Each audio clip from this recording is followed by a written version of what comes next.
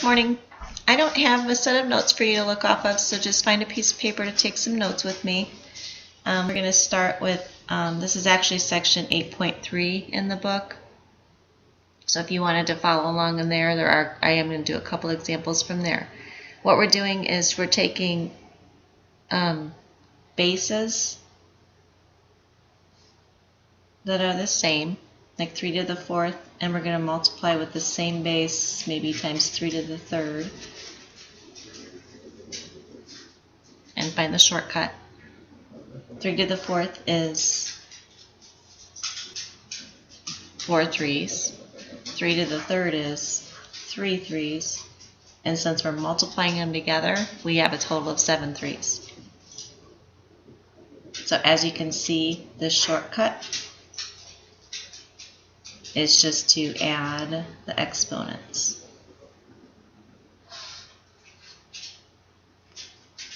So as long as the bases are the same, I apologize for that glare on my board there. As long as the bases are the same, you can add the exponents together, and that's going to simplify. So what we're going to be doing is just simplifying like we were the other day with the negative exponents. So let's do a couple with algebra, meaning variables. So if I have, let's do x times x squared times x to the 4th. Don't forget there's a 1 on a variable if you don't see an exponent, so I'm going to go ahead and write that in. And to simplify this, we would add the exponents.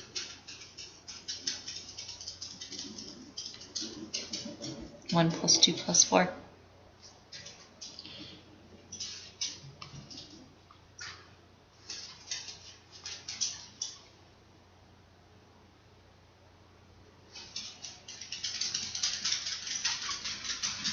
Okay.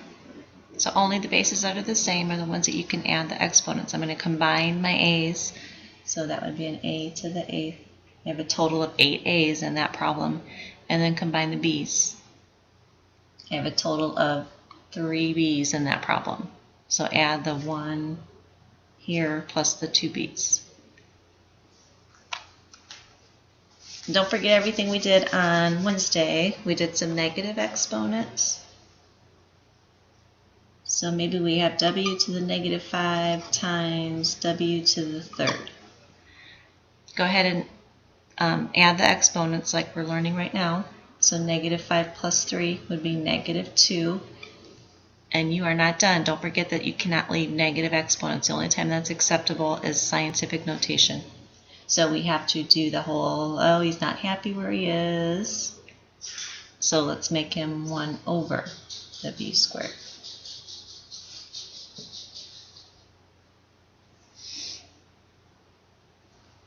One more of these, and then we'll do a scientific notation. Let's do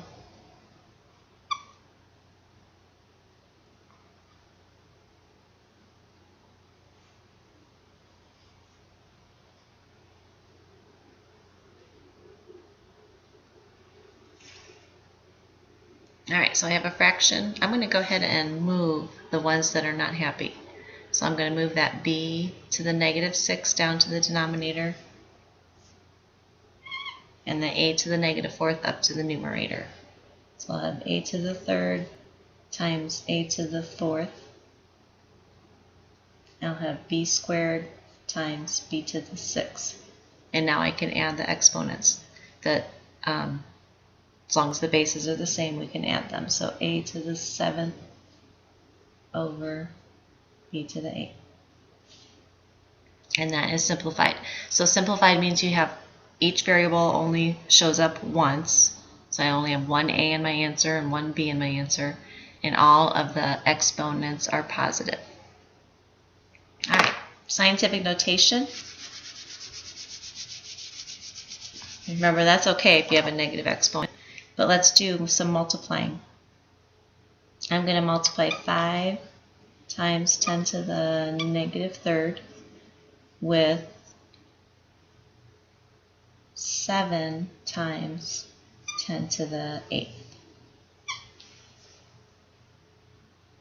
So the other day we did one number out in front times a scientific notation number. Now we're going to do two scientific notation numbers. And we're going to multiply them the way they are. So I can multiply the two numbers. Now these are both whole numbers, but you know they're not always. Sometimes it might be a 5.1 or a 1.3. Go ahead and just multiply the two numbers in the front together. So 5 times 7. And then to multiply the decimal places together, you're just going to, since the bases are the same, the base stays 10, but the exponent gets added together, so we've got 10 to the 5th. And then the one more step, look at your answer and make sure it's in scientific notation. So we need to turn a 35 into 3.5. I made this number smaller, so the exponent has to get one bigger. So it's 3.5 times 10 to the 6th, and that would be our final answer. Okay, time for some practice.